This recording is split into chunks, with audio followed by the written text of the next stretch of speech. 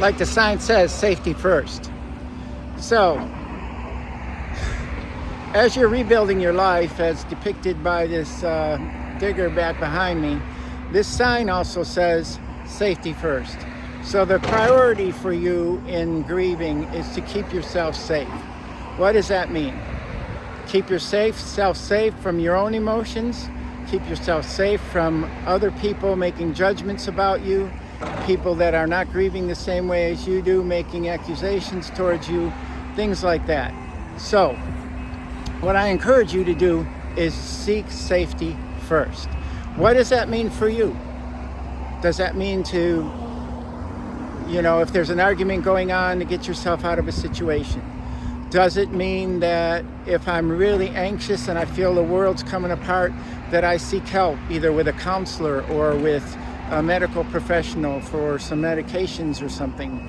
Does it mean sitting down and breathing and realizing that you are safe and you're not in danger, even though your world may have felt like it just fell apart? So safety can mean a lot of things in all kinds of different situations. I really know I have spent myself a period of time when I worked for a year after my son died. And by the way, if you're finding some value in this, I encourage you to subscribe to this video and to like it so that other people who might need this information can have more exposure to it. But after my son passed away, I did not feel safe. I tried working for a year and, making things happen for myself. And then I just didn't feel safe within myself, and I had to go get help. And I was in and out of treatment, and had a lot of other things going on in my life that I had to work through, but I did it. And if you know my story, I guarantee you that you could too. And that's why I try to help people like yourselves, because I was beyond hope. I had thought I'd never see another happy day again, and I can tell you that I am living, again, very joyfully.